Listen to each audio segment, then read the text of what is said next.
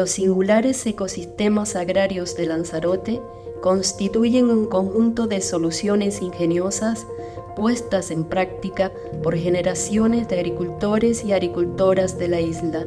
Muestran la relación armoniosa con este territorio frágil, árido y seco.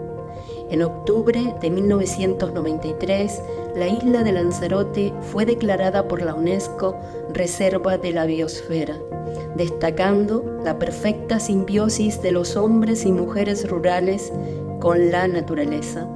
Hoy, estos mismos ecosistemas agrarios se postulan ante la FAO para formar parte de la Red Mundial de Sistemas Importantes del Patrimonio Agrícola Mundial, CIPAM. Todo esto nos señala el camino hacia la necesidad de conservación de todo este patrimonio común. Mantenemos este diálogo para la tierra con Ana Carrasco, bióloga, directora de la Oficina de la Reserva de la Biosfera de Lanzarote, y Paco Fabelo, veterinario, responsable de Paisaje y Soberanía Alimentaria del Cabildo de Lanzarote. Estamos en este impresionante lugar y les pediría precisamente dónde estamos desde la perspectiva de cada uno de ustedes. Sí, hombre, estamos en un lugar que hay que leerlo porque los sistemas agrícolas tradicionales de la isla hay que leerlos e interpretarlos para ponerse en situación. Depende de los ojos, de la mirada de quien los haga, pues ve un paisaje bonito para plasmar quizás en un cuadro, en una fotografía, pero para mí esto es la historia de la agricultura de Lanzarote, donde se movieron cantidades ingentes de metros cúbicos de piedra, donde se movió arena hasta la saciedad para obtener alimentos, y donde ahora, en el momento en que estamos, nos corresponde que este legado llegue a las generaciones que nos vienen detrás, y es una labor difícil porque no solamente estamos viendo paisajes, sino aquí también hay identidad de Lanzarote, y esa identidad a las personas que hoy viven en la isla, de los cuales pues, el 70% casi son foráneos, es la que hay que transmitirle estos valores. ¿Y tu perspectiva, Ana? A ver, yo veo aquí paisajes, o sea, ahí veo una combinación casi de mucho equilibrio entre lo que es el paisaje natural y el paisaje agrario. Veo pues el paisaje natural con el cráter volcánico, ¿no? Veo que puede ser estromboliano perfectamente, y después veo pues ese paisaje construido agrario donde hay muchísimo trabajo por parte de los agricultores y de las agricultoras de la isla de Lanzarote. Y eso es lo que a mí generalmente me crea una emoción tremenda, ¿no? O sea, es un respeto absoluto a ese trabajo que hay ahí. Constantemente, y ustedes lo han señalado, apuntamos cuando estamos en estos paisajes agrarios, miramos al pasado y hablamos de patrimonio, de señas de identidad, pero justo el Departamento del Cabildo de Lanzarote, Paisaje y Soberanía Alimentaria, desde hace un tiempo, ya hace años, ha tenido la idea de solicitar a la FAO que estos sistemas sean sistemas importantes del patrimonio agrícola mundial. ¿Por qué? Porque efectivamente esta figura que existe en la FAO, que consiste en proteger de manera no, digamos,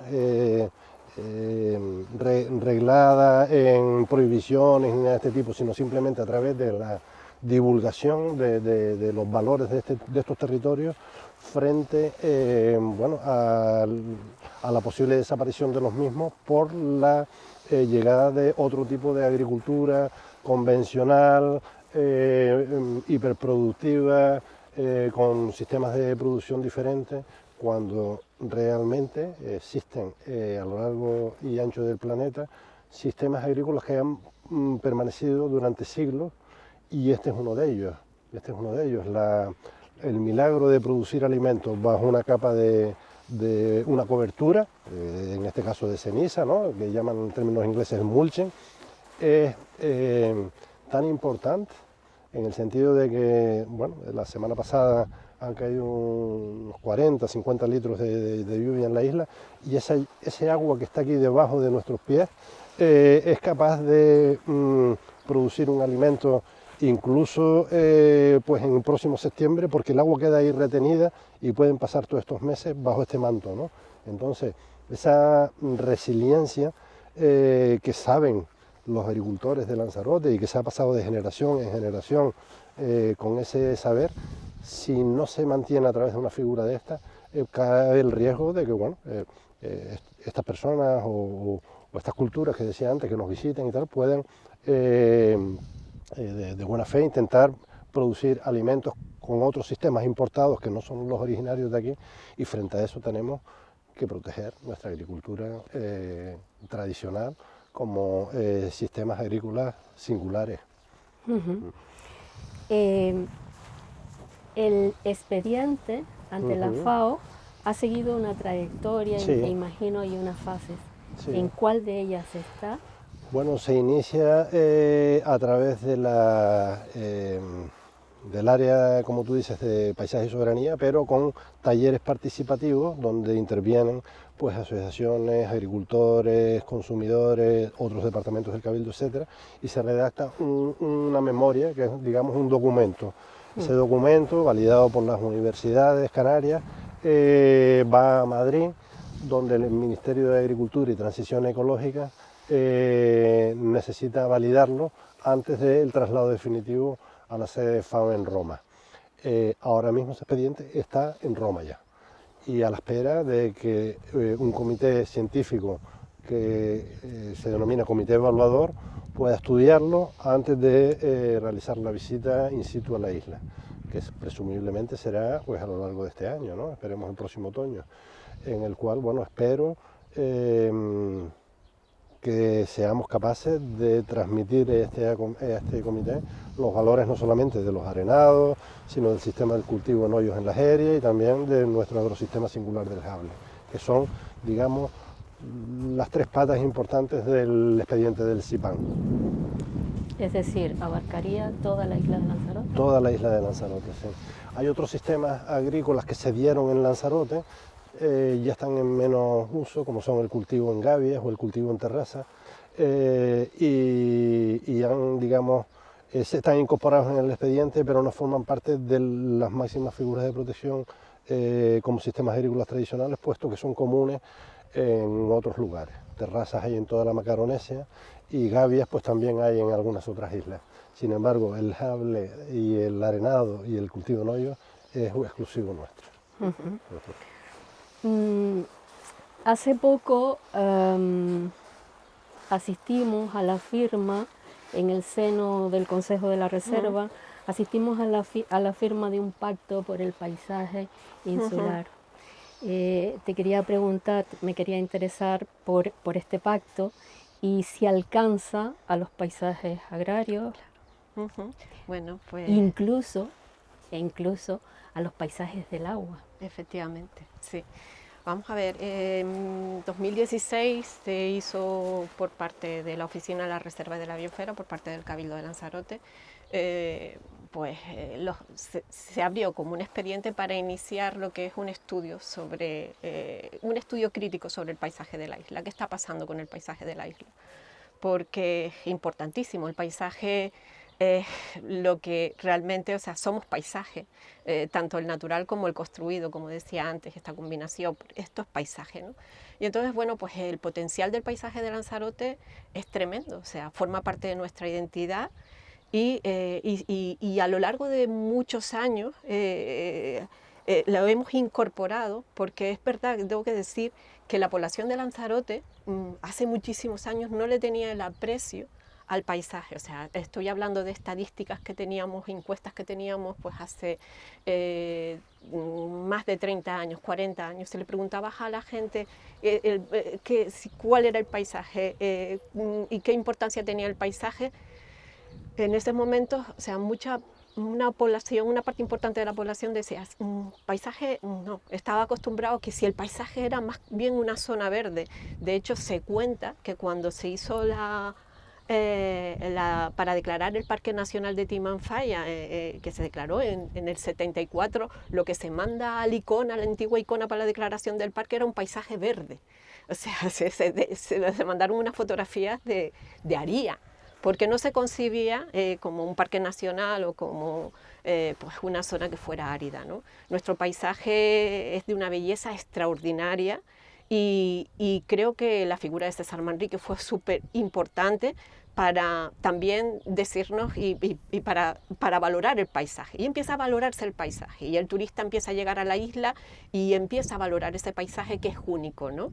Y nosotros ya empezamos también como a subir nuestra autoestima con respecto a lo que era pues un terreno que realmente también le podíamos llamar mal país porque no producía, ¿no? Y estaba asociado también pues a mucho sacrificio. Entonces, a lo largo de todos estos años, con la presión cada vez mayor de población, vamos perdiendo, o sea, se van incorporando aspectos en el paisaje que son disruptores, que hacen ruido en el paisaje y por tanto lo que pensamos es vamos a hacer un estudio de lo que está pasando en todo tipo de paisaje. Y bueno, pues al final se hizo este estudio, se presentó en el Consejo Reserva de la Biosfera en el 2018 y después ahí ha habido, pues bueno, se pensaba pues hacer también como una serie de directrices, pero bueno, pues no, ese informe quedó ahí y era el momento también, o sea, cada vez, por lo menos desde nuestro punto de vista, estamos más preocupados también por lo que está pasando en Lanzarote y por esa amnesia, porque esa amnesia que vamos teniendo generacional, porque para mí este paisaje es de una belleza extraordinaria, pero si ahora ponemos aquí y traemos pues escombros, ¿no? O escombros mismos, ¿no? Entonces tú le preguntas a los jóvenes de hoy qué cosa ven aquí que distorsiona y se han acostumbrado a vivir a lo mejor con escombros en sus barrios, en determinadas zonas. Entonces, yo a eso le llamamos amnesia generacional y por tanto eso estamos perdiendo, ese gusto, ¿no?, por hacer las cosas. Y bueno, pues este pacto por el paisaje trata de subsanar eso que se constata. De ponernos de acuerdo, es decir, vamos a ver, estas son las disrupciones que están ocurriendo y vamos a ponernos de acuerdo en poner en marcha una serie de directrices que pueden ser indicativas o pueden ser pues vinculantes para proteger el paisaje. O sea, estamos de acuerdo que el paisaje tiene un potencial, que el paisaje hay que conservarlo, porque una vez que conservas tú el paisaje, lo haces tuyo, forma parte de la identidad, genera una cohesión en la población y valoramos. Ese espacio estará más protegido si lo valoramos. Y por tanto, bueno, pues se trata de decir, venga, vamos a por todas y vamos todas los colectivos, instituciones que fueron parte de esta isla, la ciudadanía de esta isla, a tener más cuidado, ¿no? Porque vamos haciendo cosas que no nos estamos dando cuenta, pero que van metiendo mucho ruido en el paisaje y llega a ser muy contaminante, ¿no? Y estamos perdiendo esa idiosincrasia de isla, ¿no? Esa valoración que todo el mundo decía, qué bonito es el paisaje de Lanzarote. Y ahora o sea, vemos cosas que nos están alterando. Yo, que lo veo desde el punto de vista de la agricultura, sobre todo, y haciendo hincapié en esos paisajes del agua que tienen mucho que ver con la agricultura, con esa forma de relacionarse, el agricultor, esa forma de relación que tiene con la tierra, con armonía, eso se está desdibujando del paisaje. Y eso no solamente que existan elementos que distorsionen o sean disruptores, sino también que se van desdibujando los elementos. Ambos, desde mi punto de vista, desde nuestro punto de vista, tanto la Reserva de la Biosfera de Lanzarote como el área de paisaje y soberanía alimentaria, creo que deben poner el foco en esto. Sí, ¿No sí, les parece? sí. Lo hemos hablado Ana y yo en infinidad de ocasiones. Lo hablamos, ¿no? La pérdida de identidad de los pueblos es la que lleva a la hecatombe, ¿no? Entonces tenemos tantas señas en nuestro territorio, nuestros volcanes, nuestra agricultura singular, nuestra manera de edificar las casas, etcétera, que todo eso da una cohesión, como ustedes dicen, que hoy en día pues está amenazada, ¿no? Y una Hablábamos- sabiduría, Paco, Claro, porque es sabiduría, claro. o sea, es la inteligencia que hay aquí a la hora de un agricultor Claro. preparar su terreno y demás. O sea, yo me acuerdo que antiguamente la granja tenía Sí. especialistas en hacer la maquinaria, porque aquí no entra cualquier Cualquier maquinaria, o maquinaria, sea, la exacto, sí, maquinaria sí. tiene que estar muy, muy adecuada al tipo de cultivo, y este Sí. tipo de cultivo forma parte, y todo lo que se ha hecho, y todos los conocimientos adquiridos a lo largo, eso Sí. es patrimonio también. O sea, es Sí. un patrimonio y una inteligencia colectiva que tenemos que cuidar. ¿Cómo se les ocurre que podríamos activar esto? De las que Pues yo estamos creo hablando? que ¿Con qué acciones? yo creo que es fundamental en esta tesitura divulgar en la comunidad educativa, en los jóvenes. Al final, los cambios en la sociedad muchas veces se empiezan desde las edades más tempranas. Tenemos hábitos hoy de reciclado, de cuidado con los animales, etcétera, porque se han ido inculcando en las edades tempranas en las comunidades educativas. Yo creo que hay una labor importante que hacer en los escolares de Lanzarote, donde, por cierto, la mayor población está en Arrecife, desarraigada de la parte agrícola. Es importantísimo llevar a esta gente que bueno, que como anécdota digo, que cuando van a una excursión, por ejemplo, a Janubio, lo que están viendo son montañas de sal y no montañas de nieve, como algunos niños observan y le dicen a la profesora, ¿no? Es decir, falta generar ese arraigo y que incluso en la parte curricular, en los libros de texto, se hable de la geografía de Lanzarote, de la agricultura de Lanzarote, de los productos de Lanzarote, porque ahí es donde empiezan a generar sentimientos de apego hacia lo nuestro, hacia, puede ser negro, puede ser oriental, puede ser de cualquier cultura, pero puedes tener como tuyo la tierra que te acoge y serán 15, 20 años los que nos digan si volvemos aquí, si hemos hecho los deberes o no, Claro. porque serán ellos, ¿no? Se me ocurre que una buena herramienta para esto serían los ecocomedores escolares. Totalmente. Un proyecto del gobierno de Canarias que, como antes estábamos comentando, hay una Totalmente, necesidad de coordinación entre las diferentes administraciones. En el caso de la Reserva de la Biosfera, se comienza, en este caso, para las escuelas unitarias, se comienza un proyecto. Ana, tú me... Sí, bueno, pusimos en marcha el proyecto hace ya muchos años. Empezamos con un proyecto, con un piloto de una escuela en Tao, la escuela de Tao. Y lo que queríamos era propiciar también esa transformación ecosocial que nos hace falta desde las escuelas, pero teniendo en cuenta mucho la participación. No solo es el educador y los niños, sino que hay una comunidad alrededor y también están sus padres, la familia, y pues pretendíamos pues eso, crear un proceso participativo en torno a la escuela para poder actuar. Es importante que de ahí, dentro de esos planes de acción comunitarios que se hacen con los padres y con el profesorado, pero también con los ayuntamientos, con el cabildo, pues queríamos, salieron los ecocomedores, ¿no? Entonces nosotros no tenemos competencia como Reserva de la Biosfera en la implantación de los ecocomedores, lo tiene la Consejería de Educación. En el caso de los colegios, las infraestructuras, en lo que son las unitarias, las infraestructuras son de los ayuntamientos, por tanto la implicación también del ayuntamiento en este proceso. Y bueno, pues surgió la posibilidad de empezar a trabajar haciendo un diagnóstico, y eso ya se encarga el ICIA, en conversaciones con el ICIA, con la Consejería de Educación, pues se empieza a trabajar de una manera coordinada, pero sobre todo ellos son los que lideran y nosotros acompañamos, ¿no? Y bueno, pues ahí surgió el proyecto ¿Y ese proyecto qué punto está? y en este este proyecto momento? lo que se ha hecho es un diagnóstico. Es que muchas escuelas rurales no tenían ni la OCA porque necesitas una serie. Vamos a ver cómo están esas infraestructuras y cuáles son cómo están y qué son los pasos necesarios para que esas infraestructuras, que son las escuelas, puedan albergar un comedor o puedan albergar, pues de hecho, bueno, pues ver cómo se encuentran, ¿no? Para poder ver qué hace falta implementar, porque no todas pueden meter una cocina, pero sí es el comedor, ¿no? Entonces, bueno, pues se hizo ese primer diagnóstico que lo hizo la empresa que está haciendo también todo ese proceso participativo en las escuelas, que está ahora, encargado por el ICIA, ¿no?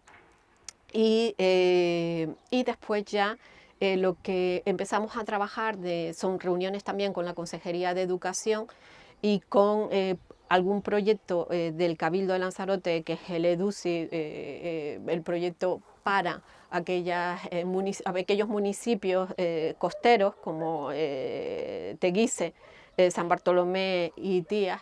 Pues en esas escuelas, con esa financiación, se introdujo dinero también para adecuar los colegios y comprar el equipamiento que hiciera falta para poder implementar los ecocomedores. En algunos casos, pues hay cosas que ahí están en discusión porque ¿cómo se hace? Pues hubo negociaciones con centros turísticos para que la comida se hiciera en el Monumento del Campesino, pero la Consejería de Educación planteó también, ¿por qué no?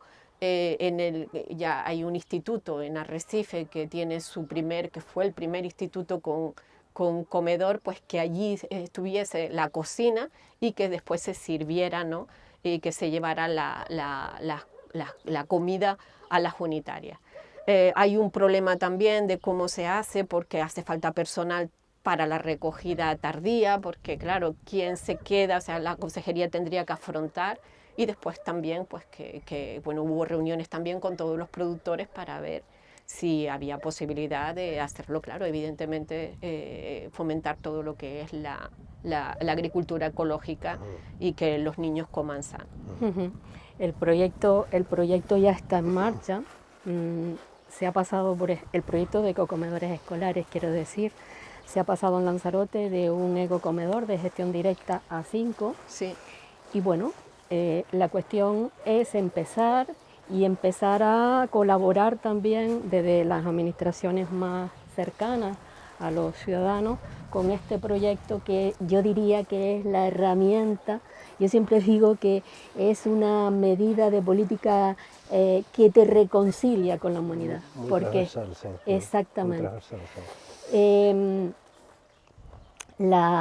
El Departamento de Paisaje y Soberanía Alimentaria también ha puesto en práctica medidas como salvar la jeria, o esto está dentro. Me comentabas antes que habías rehabilitado las terrazas y demás. Sí. Y esto forma parte de ese proyecto, de sí, salvar la jeria. De ese proyecto, sí. Sí, sí. Concretamente por la proximidad al fenómeno de Santa Catalina, los procesos eruptivos, lo incluimos dentro de la jeria. No nos ceñimos únicamente a los cultivos de viña, sino también entendemos que hay que recuperar mucho enarenado tradicional. Los arenados tienen una historia asociada a la supervivencia. Los arenados se fabricaban, como ya llamaban los agricultores, lo más próximos a las zonas habitadas, un poco también porque servían de las casas de vigilar que los cultivos estaban en orden, ¿no? Y a salvo.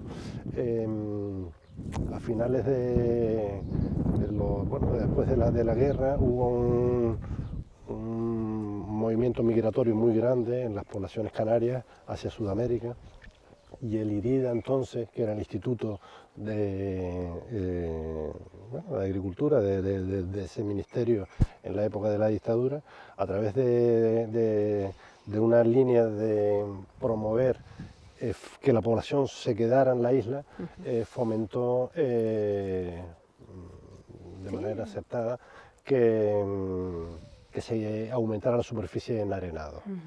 Gracias a los enarenados, Lanzarote pudo combatir el hambre después de la posguerra. Porque de la manera que funcionan los arenados, tienen una capacidad de resiliencia enorme y creíamos, con proyectos como Salvar las Heridas, no ceñirnos a la carta de presentación que todo el mundo tiene, y más hoy en día con el fenómeno del enoturismo, del cultivo en hoyos, sino también extrapolarlo a otros sistemas de agrícolas tradicionales como este. Es verdad que los propios arenados han pasado por digamos, etapas de cultivo, de monocultivo. Primero fueron legumbres, luego vino el tabaco, después cuando fracasó el tabaco pues fue la cebolla, etc. Pero son la base de una agricultura familiar, que es la agricultura, digamos, que más predomina en Lanzarote.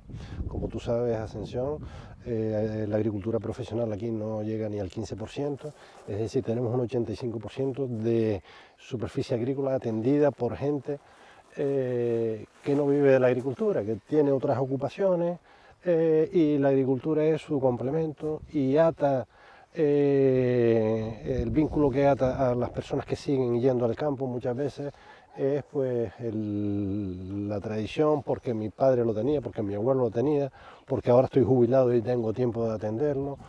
Ese nexo tan bonito, ¿no? que mantiene, digamos, viva nuestra agricultura, no ocurre en otras islas. Es importante mantenerlo. Y con esto de la agricultura tradicional te digo, porque hoy muchas familias plantan sus legumbres, sus cebollas, sus batatas, es decir, para lo que llaman para el gasto de la casa, como también en su momento se hacía el vino, ¿no? Para el gasto de la casa.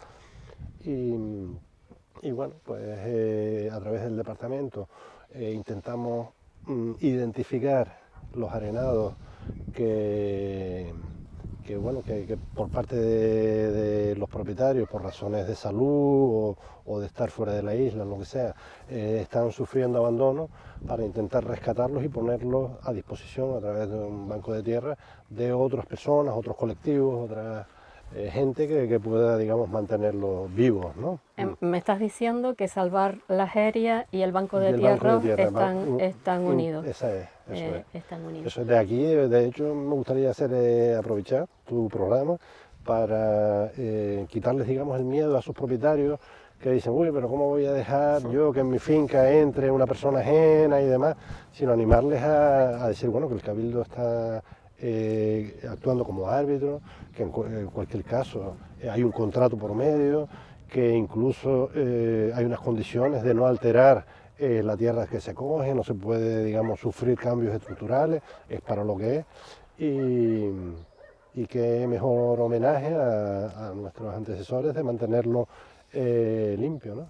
Me gusta una anécdota que había entre los agricultores, porque como decía Ana, en los arenados la agricultura estaba impecable, pero no era por una cuestión estética, no era porque ellos sabían que era bonito, esto ha sido fruto de la causalidad, era porque entre familias, entre vecinos existía un pique sano de decir, mira menganito que le está creciendo la hierba, mira el otro que los surcos no son perfectos, es decir, esa competencia sana que había entre los agricultores, que era muy propia de la época, es decir, de la vecindad y de la estructura familiar que existía, pues eso, ¿no?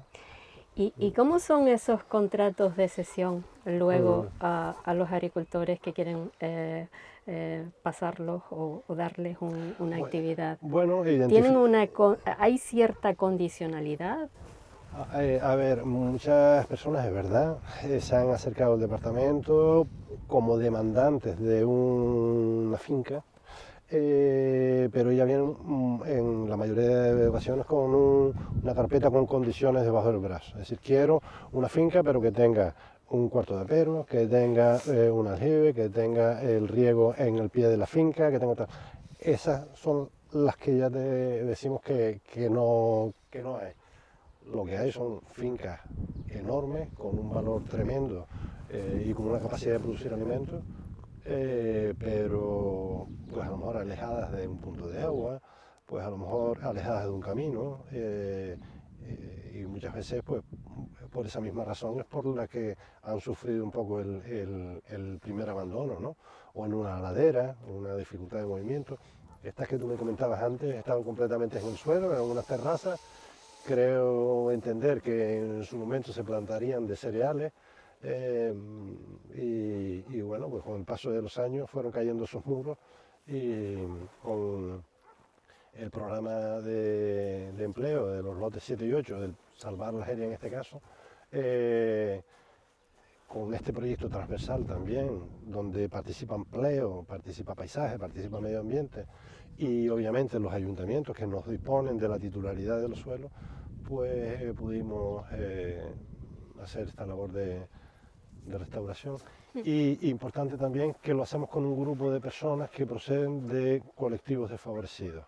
Este proyecto es transversal, bastante transversal porque son gente que tienen dificultad de encontrar empleo en otras actividades, algunos han tenido problemas de salud mental, otros de sensorial, otros son físicos, mujeres maltratadas, gente de inmigrantes y demás, y al final cohesionamos unos grupos de trabajo muy bonitos y bueno, se construye paisaje, pero se construye también humanidad alrededor de ellos. Hay un camino hecho, ese programa ya tiene unos años en funcionamiento. ¿Y cuál es la valoración? Aquí veo que están empezando a hablar de otros cultivos, pero el comienzo estuvo en la Jeria. En la Jeria, por ejemplo, se han puesto en cultivo 150 hectáreas. 150 hectáreas, si bien no todas estaban en abandono total, había una parte de ellas que estaban en semi-abandono, ya se estaban empezando a evidenciar los primeros signos de abandono, que es cuando el agricultor ya por razones de salud, como decía antes, de edad y tal, pues solamente podaba, pero los muros no se reponían, la arena no salía de los hoyos, no se quitaba la hoja, no se limpiaban pues las fincas de las plantas adventicias, etcétera, y bueno, simplemente se iba a hacer la poda y la recolección.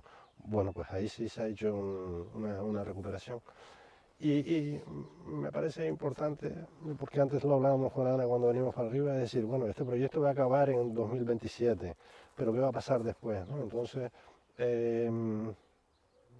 hablamos de camino para arriba, la necesidad de hilvanar que esta gente que nos visita precisamente para ver estos valores, de alguna manera contribuya, llamémosle con una tasa, una ecotasa o algo similar, a mantener estos proyectos vivos a lo largo de todos los años, ¿no? De tal manera que cada vez esté Lanzarote mejor y más mantenida y sea a su vez, si es atractiva para las personas que vengan a verlo, que contribuyan también de alguna manera con esta tasa, ¿no? Llama la atención que cuando uno está en esta caldera de Kiguan, el paisaje es espectacular y efectivamente uno ve una seña de identidad, un patrimonio, un legado y valora el esfuerzo de los antepasados. Sin embargo, si nos situamos en el presente y en la necesidad de producir o de tener mayores niveles de soberanía alimentaria para la isla, vemos que no están en cultivo. Por lo tanto, infiero que necesitamos de alguna manera políticas que animen al cultivo y no solamente que animen a cultivar, sino que lo hagan de manera respetuosa con el medio ambiente. Claro. ¿Cómo? Vamos a ver, sí, porque desde que empezamos a vivir del turismo, evidentemente se abandonó el campo, ¿no? Yo recuerdo de pequeña, con 6 años, 7 años, que cuando bajaba de San Bartolomé a Recife, todo el Jable estaba cultivado, todo se cultivaba, en todas las terrazas vivíamos nos alimentábamos, ¿no?, con los cultivos y tenía que estar toda la isla, para aquella población en los años 60 tenía que estar toda la isla cultivada.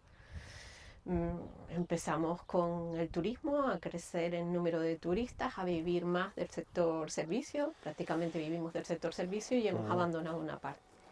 Pero hay una parte también que a mí me preocupa mucho personalmente, que es la pérdida de suelo y el agua, y la calidad del agua. Me parece que, bueno, si no ponemos cuidado, ¿no? Si no incentivamos también que vivamos de otros sectores, porque vivimos exclusivamente del turista y tenemos que diversificar nuestra economía y tenemos que diversificarlo con lo propio, y lo propio es este territorio, este suelo, y este suelo es frágil y es un suelo que se nos está yendo con cada lluvia. La erosión está pues eliminando un suelo que ha tardado millones y millones de años en construirse. Y después, por otro lado, el tema del agua. Es fundamental el tema del agua y cuidar aquí la calidad de agua. Porque si no estamos cultivando y lo poco que estamos cultivando, pero al mismo tiempo que estamos cultivando, si no mejoramos nuestra calidad de agua, resulta que estamos degradando más todavía ese suelo. Y ese suelo ya no servirá. Ese suelo ya no se podrá plantar si lo estamos salinizando, si lo estamos desestructurando. Por tanto, conviene diversificar la economía. Evidentemente no podemos seguir viviendo solo del tema del turismo, aunque sea lo más fácil.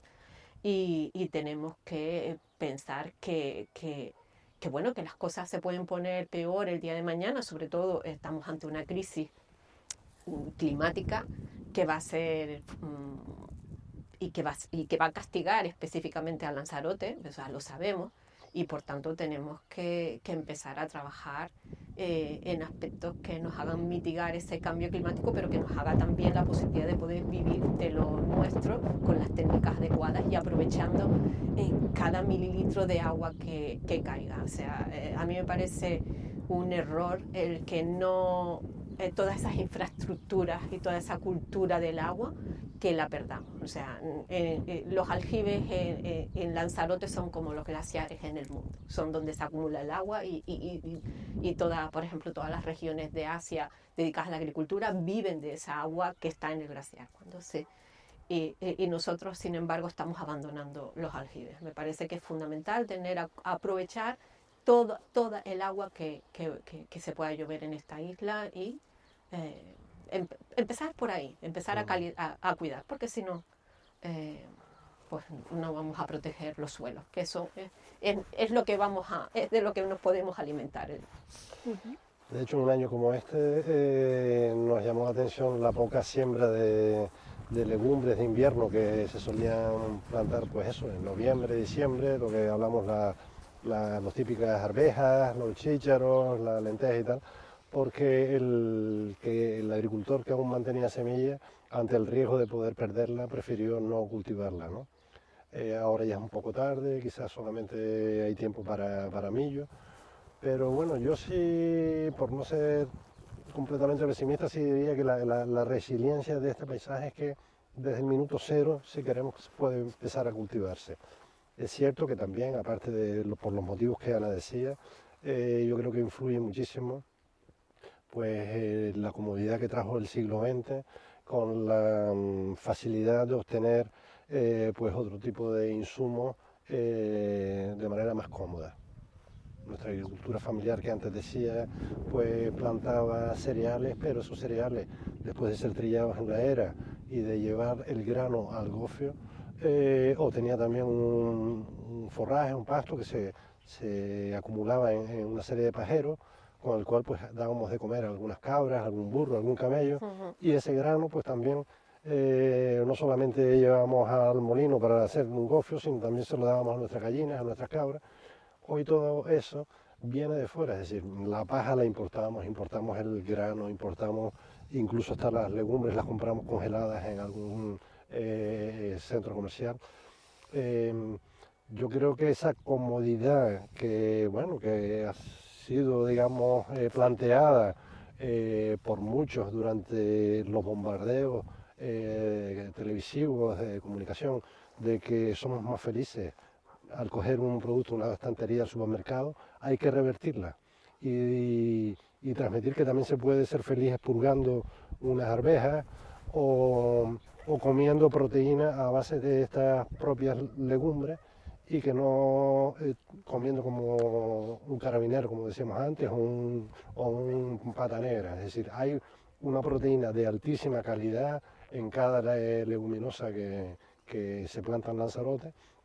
Y bueno, yo creo que por otro lado ahora estamos viviendo un fenómeno creciente también de la comunidad vegana, los vegetarianos y demás, y hay que aprovechar esas oportunidades también. Nosotros somos capaces de producir una proteína, yo lo hicimos hace tantísimos años cuando nos consideraban el granero de Canarias, y bueno, es un trabajo complicado porque los hábitos de consumo son los que son, las familias son más pequeñas, pero no perdamos la esperanza.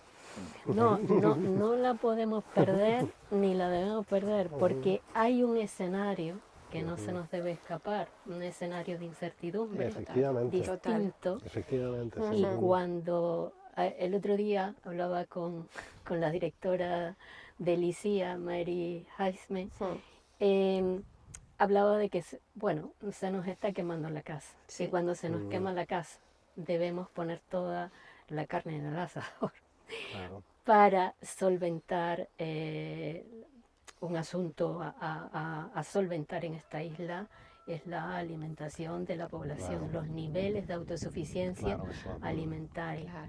Con Mary también fuimos a los Altos de Famara y fuimos ahí porque era interesante conocer los proyectos de renaturalización.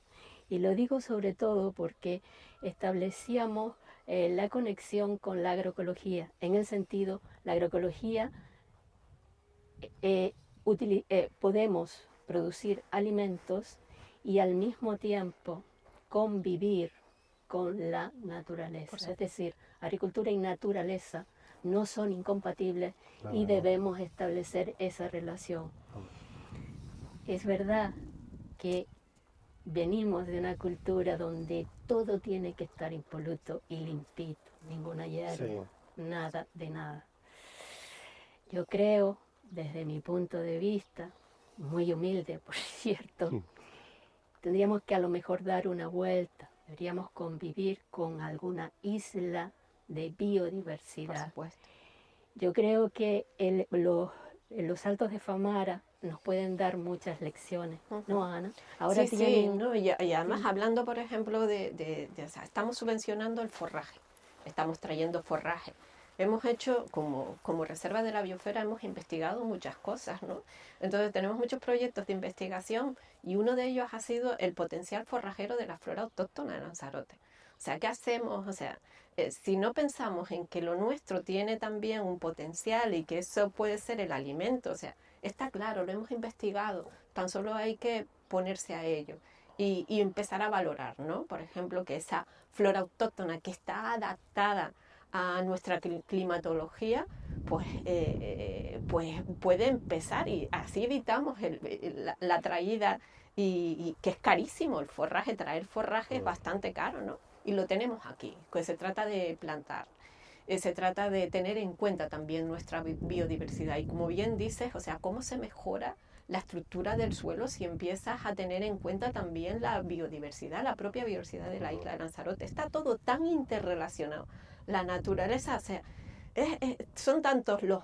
O sea, que como dices tú, ¿por qué tenemos que limpiar determinadas plantas a lo mejor de un margen de carretera? Cada plantita está generando sus funciones ecosistémicas y por lo menos están dando el oxígeno que estamos respirando. O sea, a lo mejor no lo digo desde el punto de vista agrícola, evidentemente, pero también en la agricultura se combina perfectamente y se pueden combinar y hay personas y hay experiencias que se hacen. Y de hecho se cuenta que no sé si es verdad que, por ejemplo, pues un tajinaste de Canarias se importó a Australia, allí se ha plantado como forrajera y nosotros no la compramos. O sea, es que no tiene sentido, ¿no? Hay que darle vueltas a un montón y hay que revisitar también un poco, a veces, la cultura. Hemos practicado, es verdad que los sistemas tienen poco margen de error porque son realmente perfectos y además están testados por generaciones. Sin embargo, Sin embargo, habría que darle una vuelta a islas de biodiversidad, Claro. a los monocultivos, animarlos con otros cultivos Claro, alrededor. completamente. Y Sí. hay otro aspecto interesante en los Altos de Famara, que sería la captación de nieblas. Siempre ha habido proyectos desde que tengo uso de razón, y de hecho hay vestigios de mallas por ahí tiradas. Hace muchos años, sí. No, pero todavía hay algún vestigio Sí, de madera sí, y se demás. puso. Sí. Eso es un asunto que está ahí, y de hecho las plantaciones de flora autóctona también resisten a partir de la captación de nieblas. Hay lecciones ahí en los Altos de Famara. Mary hablaba de aspectos relacionados con la agroecología a la hora de implantar toda esa flora autóctona ahí, pero también hay una lección de vuelta, ¿no? ¿Creen que desde los departamentos que ustedes dirigen podríamos investigar cómo lo hacen y concienciar? A ver, esto que comentas del proyecto de Famara, sobre todo de los Altos de Famara, para la retención de suelo, utilizando, ya lo sabían también nuestra gente, con la intervención a base de nateros y de muros que fueran reteniendo el barro que caía de las cotas más altas. Pero yo digo más, es que muchas veces también nos centramos en la vida que hay sobre la capa de cobertura, sobre el mulching, sobre la arena y tal, pero también hay que recuperar la vida que está debajo del suelo. Y esa vida también ha sufrido sus agresiones a lo largo de estos años. Es decir, veníamos de una agricultura donde únicamente se utilizaba azufre y poco más. A primeros del siglo XX o mediados del siglo XX, con la invasión de las multinacionales que venían acompañados de unos señores bien vestidos, con unas carpetas y unas muestras y tal, pues empezamos a utilizar unos productos químicos que a la larga se ha visto que son perjudiciales para la salud humana. Hemos incorporado al suelo, además, abonos químicos que han matado también la vida que había en este suelo.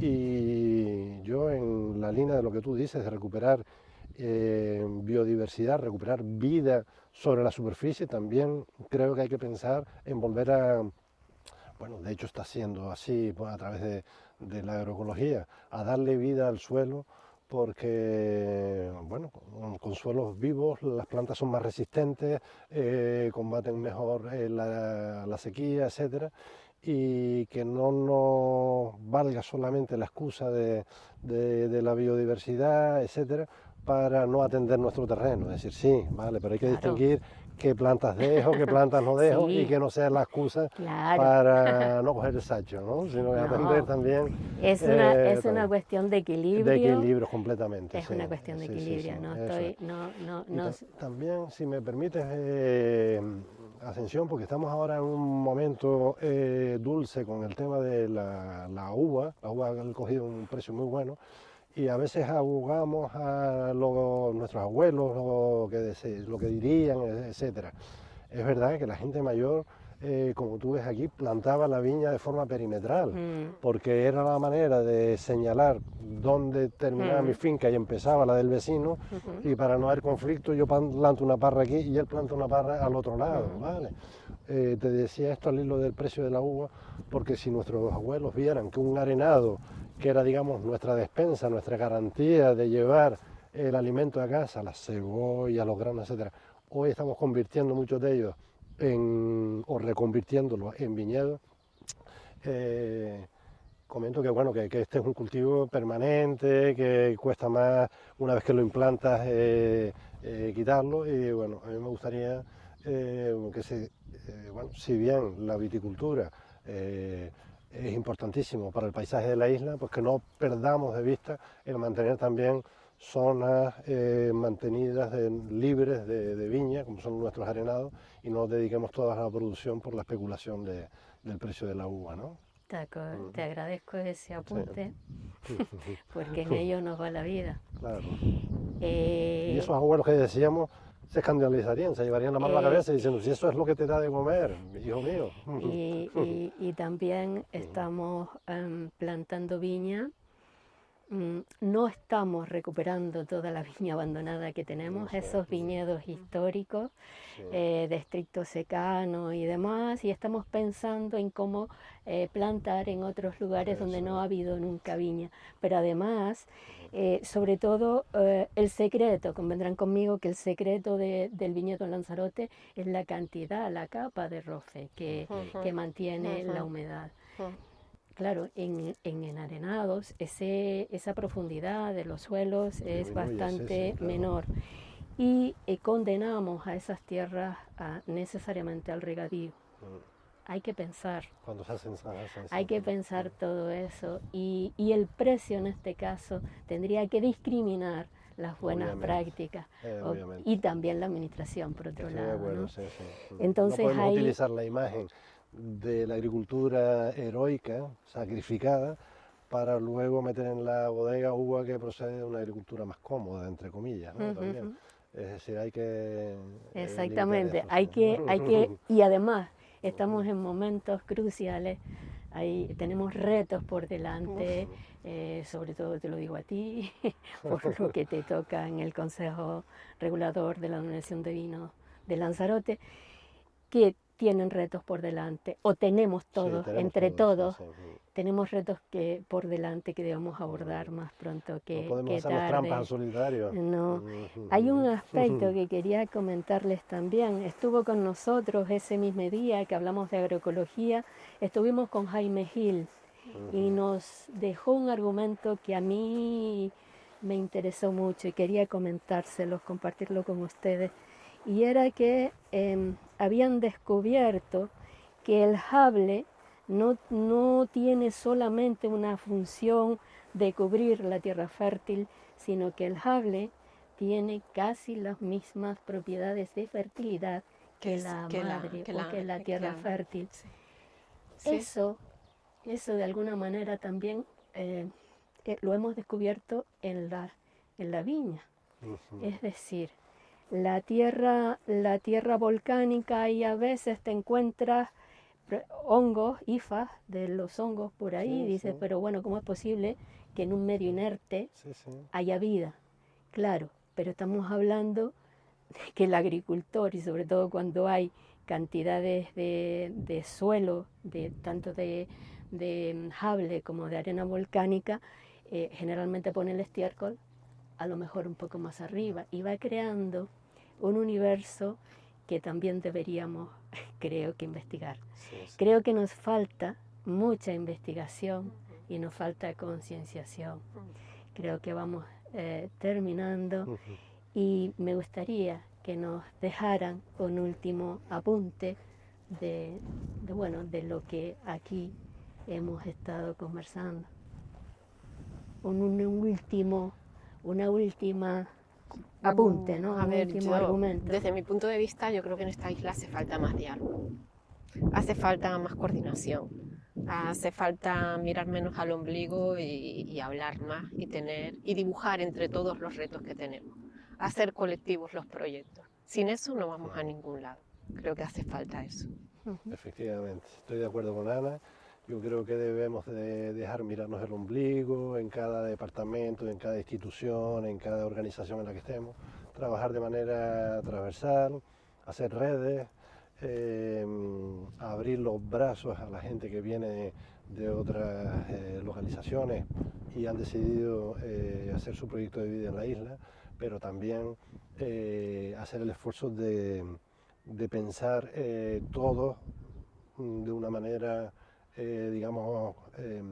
lógica en cuanto al territorio que habitamos y con la mira puesta en las generaciones que vienen detrás para al menos dejarles una isla en mejores condiciones que la que hemos recibido. Pues no me queda más que agradecerles tanto a Ana como a Paco que hayan aceptado la invitación para mantener este diálogo para la tierra, la agricultura de Lanzarote frente al antropoceno. Estoy segura que, como apuntaba bien Ana, entre todos y todas podemos construir otra isla posible.